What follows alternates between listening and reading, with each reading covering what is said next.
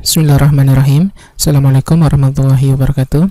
Di belajar OP Java kali ini kita akan belajar salah satu konsep OP, namanya sendiri adalah abstraction. Oke, kita mulai aja langsung biar lebih jelas. Abstraction atau abstrak, apa aja sih yang bisa dibikin menggunakan abstrak? Jadi yang bisa dibikin menggunakan abstrak itu pertama kelas. Jadi kelas itu bisa dibikin abstrak. Terus yang kedua adalah metode pun bisa dibikin abstrak. Jadi apa sih itu abstrak sebenarnya? Abstrak merupakan kelas yang tidak dapat digunakan objek kelasnya. Jadi maksudnya di sini kelas abstrak itu nggak bisa dipanggil objeknya. Jadi misalkan biasanya kan kelas kita bisa panggil menggunakan objek. Nah kalau kelas abstrak dia nggak bisa.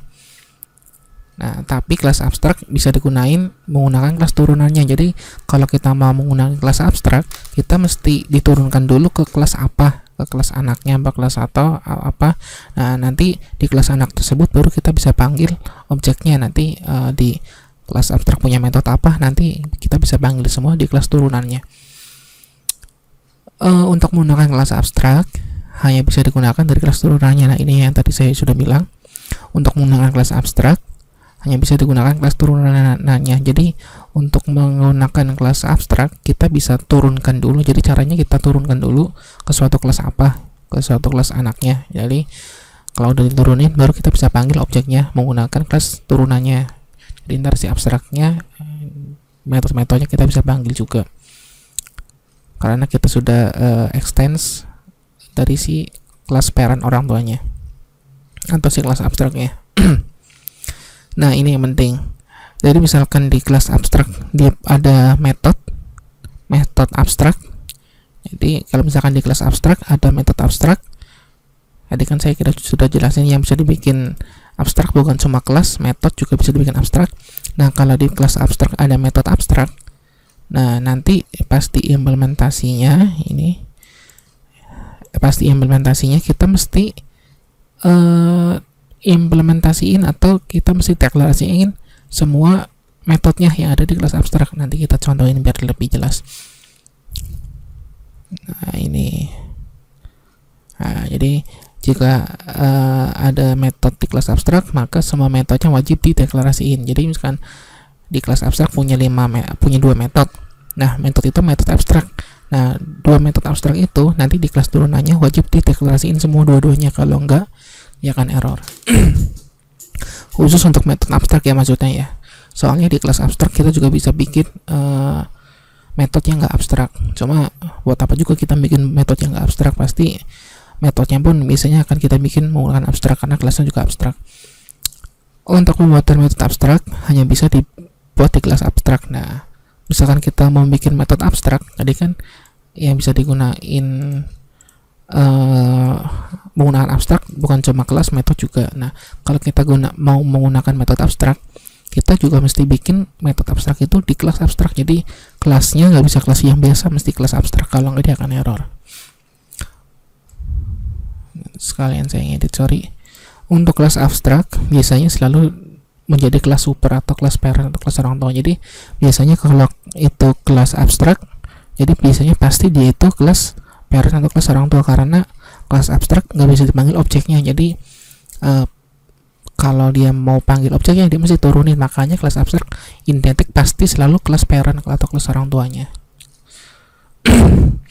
Untuk membuat kelas atau metode abstrak bisa menggunakan keyword ini abstrak, abstrak. Jadi kita bisa deklarasikan dengan ini. Kita lihat contohnya aja.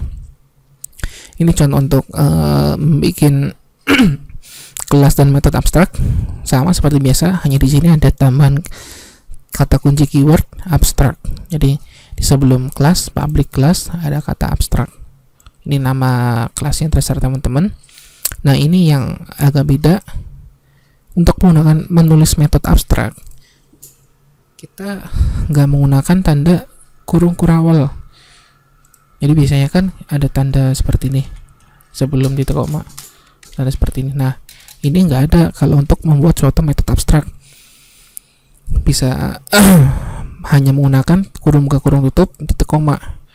Misalkan ini public abstract, kita hanya tambahin kata abstract di sini sebelum void, atau misalkan kita menggunakan function, jadi sebelum kata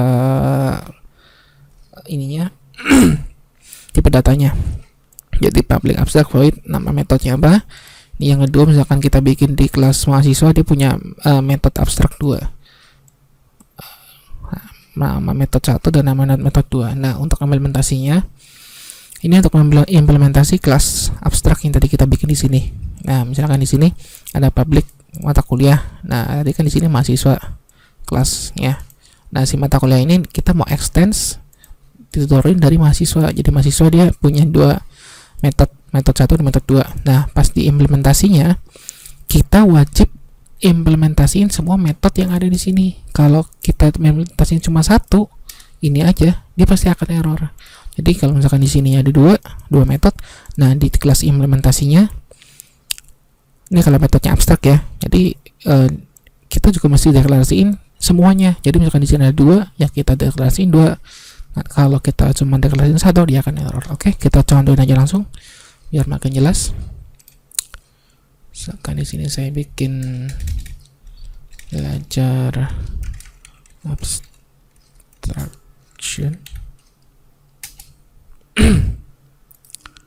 Sorry. Udah, kita langsung aja deh. Misalkan di sini saya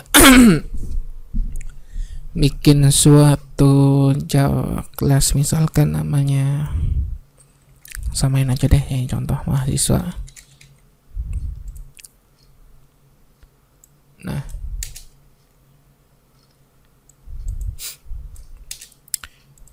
kita akan bikin suatu kelas abstrak. Jadi kita tambahin di sini public abstract, kontrol spasi aja deh, auto complete abstract. Nah, ini kita sudah bikin suatu kelas abstrak.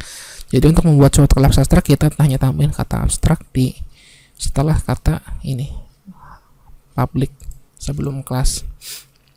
Nah, kita juga bisa membuat suatu metode abstrak. Kalau metode yang biasa kan biasanya gini, public void misalkan mata kuliah.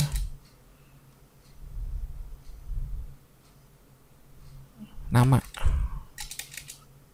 misalkan saya akan bikin suatu nama.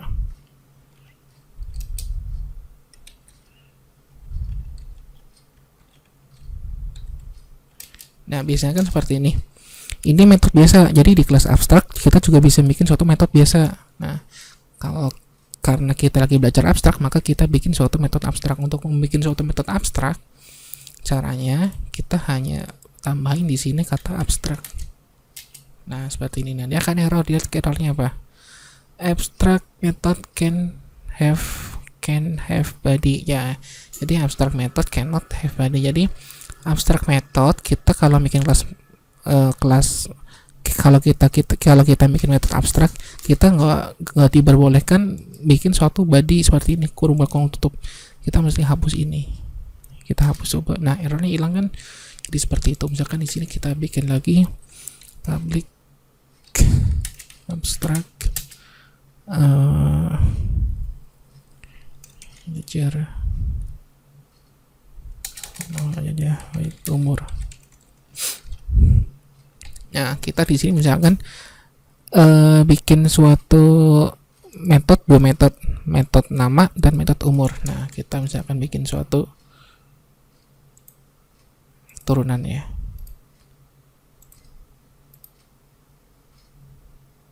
Java class, kita misalkan bikin nilai.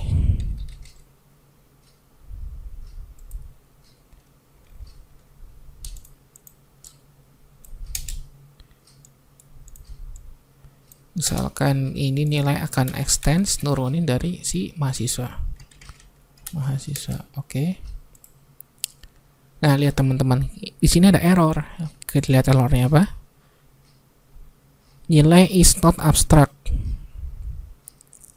Jadi doesn't not override. Jadi kita mesti disuruh di sini mesti override semua metode yang ada di sini. Kalau enggak dia akan error. Nah, kita mesti implementasiin semua, kita mesti deklarasiin semua metode yang ada di mahasiswa ini karena kita ekstras mahasiswa. Ingat peraturannya tadi. Di sini peraturannya untuk menggunakan kelas abstrak, tadi kan kita gunakan kelas abstrak di materi, di nilai, sorry. Nah, kita mesti implementasiin semua abstrak metodnya. Jadi di sini ada 2 abstrak metode. Nah, ada nama, abstrak nama dan abstrak umur. Ya, di sini kita juga wajib deklarasiin semuanya. Jadi misalkan ada 2, jadi kita deklarasiin semua. Kita tulis saja public void. Sini ada apa? Nama.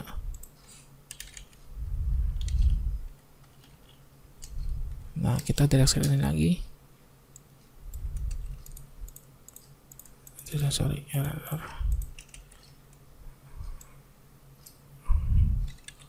Umur. Nah, lihat teman-teman, errornya hilang, ya kan?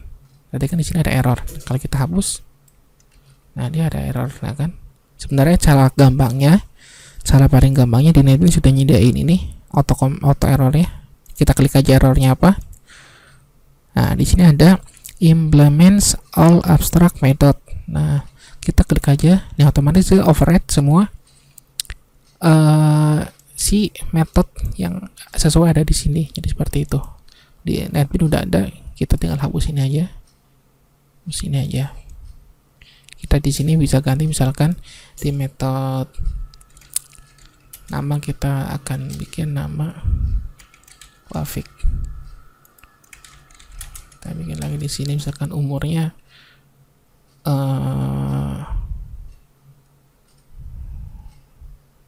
26. Ini hanya misalnya aja, sebenarnya kalau umur bagusnya dia pakai integer, cuma ini hanya contoh aja. Nah, ini kata override ini sebenarnya anotasi aja, kita bisa hapus juga nggak masalah, nggak ada error. Ini cuma penanda aja bahwa si metode nama ini hasil override dari si metode yang ada di abstrak ini. Jadi kalau override ya untuk penandanya dia menggunakan anotasi ini dihapus juga nggak masalah sebenarnya. Oke, kita misalkan kita akan panggil si objeknya, kita bikin aplikasinya untuk pemanggilannya. Nah, kita tes ya aturannya ya, kan tadi kan aturannya kelas abstrak nggak bisa dipanggil objeknya. Kita tes ya, coba ya, kita akan panggil si mahasiswa, apakah benar nggak sesuai peraturan mahasiswa. Kalau kita lihat mahasiswa, terus kan objek yuk mahasiswa, kita tes ada apa. Nah, dia kan error. Lihat errornya apa, mahasiswa is abstract. Mahasiswa itu kelas abstrak, cannot be instantiated. Nah, ingat di peraturan tadi. Nah, ini kelas abstrak tidak dapat digunakan objeknya atau tidak dapat diinstantiated objeknya. Makanya di sini akan error. Nah, untuk menggunakan kelas abstrak kita mesti gunain kelas turunannya. Di sini kita bisa ganti di sini kelas menggunakan polymorphism. Jadi kalau polymorphism kan kita value ininya kita bisa menggunakan kelas turunannya. Kelas turunannya di sini ada nilai. Kita ambil saja nilai. Nah, kalau seperti ini dia nggak error harusnya. Itu kan ya error. Nah, jadi kita juga bisa memanfaatkan kelas ini polymorphism di sini. Jadi di sini biarpun yang dipanggil mahasiswa, tapi nilai value ininya kita bisa gunakan kelas turunannya, menggunakan konsep polymorphism. Nah, di sini kita bisa panggil metode nama dan metode umur ini. Oke, kita tes. Nah, Wafik.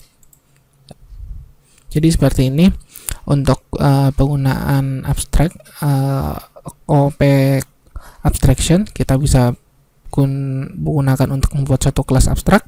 Kita juga bisa menggunakan untuk membuat suatu metode abstrak. Intinya di sini kelas abstrak itu karena abstrak samar, makanya nggak bisa dipanggil langsung objeknya. Di sini kita bisa menggunakan konsep polymorphism untuk menggunakan